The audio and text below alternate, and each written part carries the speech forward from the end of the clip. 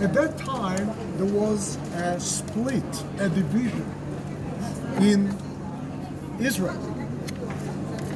Under David, the 12 tribes were united, and his son Solomon kept the unity. You know what we call it today? The United Kingdom of the Bible.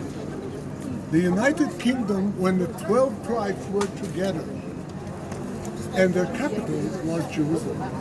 But you have to understand, people are people, and people in the past were not any different than they are today. I personally trust there will not change in the future until humanity will destroy itself at some point. Maybe we're not too far from that point. You know what? But when Solomon died, and that was around the year 920 BCE, his son Rehoboam was unable to keep the 12 tribes together. And the reason for it was that he favored his tribe, the tribe of Judah, and the neighboring tribe Benjamin. And he discriminated the other 10 tribes. And Jeroboam, it is told in the book of 2 Kings, came to Jerusalem heading a delegation of the 10 tribes and said, hey, your father was tough on us. He actually used measures to keep us together, and he abolished all our sanctuaries that we had, like Shiloh, for example, in the north. That was the sanctuary of the tribe of Ephraim.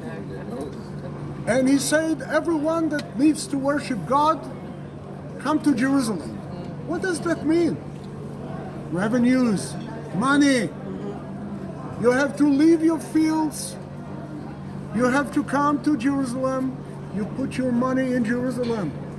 The priests will benefit from it. The tribe will benefit from it. And they say, these days are gone. We want unity.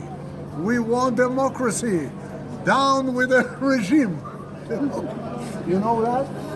And he told them, come back to me after 3 days. And when they came back in 3 days, he told them, you are going to long for the days of my father Solomon.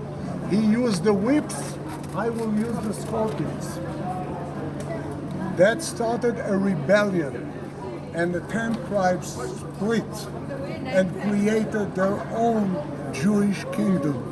The end of the United Kingdom with the death of Solomon. Rehoboam was acknowledged as a king of only 2 tribes, Judah and Benjamin. And the capital was still Jerusalem. The other 10 tribes called themselves Israel. And they had a different political agenda. They became enemies of the other kingdom called Judah. 300 years passed. Our neighbors in the north, in the east, in the south did not wait. They closed on the 2 countries. And the Assyrians, under a guy named Sargon, S-A-R-G-O-N, came at the year 720 and put a siege on Israel and annihilated it. Then they turned here. His son, called Sennacherib, came to Jerusalem, and he wanted to put a siege on Jerusalem and do to the other Jewish kingdom the same he did to the 10 tribes. But the king of Judah, the king who had his capital in Jerusalem at the time, Hezekiah, prepared himself for that. And he built 2 engineering projects. One of them is known as Hezekiah's Tunnel, diverting the water of the spring into the walls of the city of his time, preventing it from the enemy. This was when the Siloam pool was built. The water of the Kidron were diverted into the walls of the city and supplied water to the people of Jerusalem. The other engineering project was this wall, which is named in the Bible the Broad Wall. And the Broad Wall actually was much higher than that. We are standing now outside Jerusalem, the wall, and this was inside Jerusalem. You can see inside city. If you will be here, you will see outside city. And the estimated height of the wall was like up there, 8 meters or 25 feet high. This wall stood the siege of Sennacherib at the year 701 BCE. The prophet, who knows the name? I know you know. Isaiah. The prophet Isaiah was standing side by side with the king and said, God is guarding this city, it will not fall to the Assyrians. This is not Israel, this is the dynasty of David. And they kept standing, thanks to God, thanks to Isaiah, thanks to the king, and thanks to the engineering project. Jerusalem stood until 138 years later, in the year 586, another enemy came, Babylon, under Nebuchadnezzar, and Nebuchadnezzar breached this wall 140 years after. And the Jews were sent to the first exile. The exile to the rivers of Babylon, where we wept, sat and wept when we remember Zion. You understand? Yes. No? Remember Bonnie M? Yes. Yes. So we'll sing it together by the Wailing Wall, okay? Oh, wow.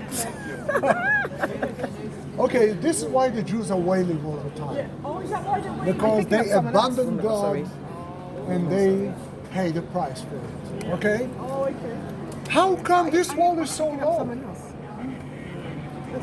This wall cannot stop an army. You're on the wrong channel. The wall was that high in the time of Hezekiah. But after Nebuchadnezzar breached it, he conquered Jerusalem. He sent the Jewish people to the exile. And he left with his army. Most of the people stayed. You're not leaving a broad wall that goes very high, fearing that there will be another rebellion.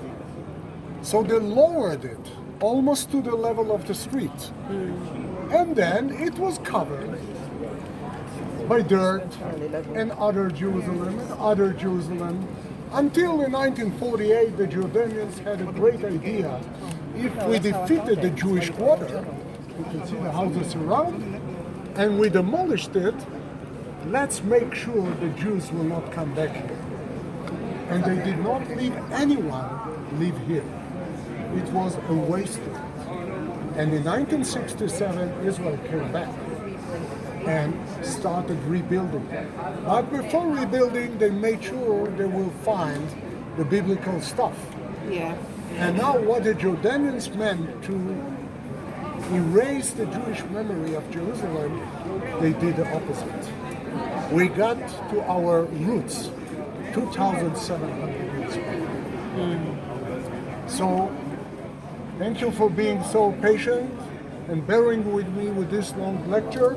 I gave you a 400 years time episode of the last days of the Old Testament, the time of the last kings and the last prophets before the exile to Babylon. If we are done here, if you have any questions,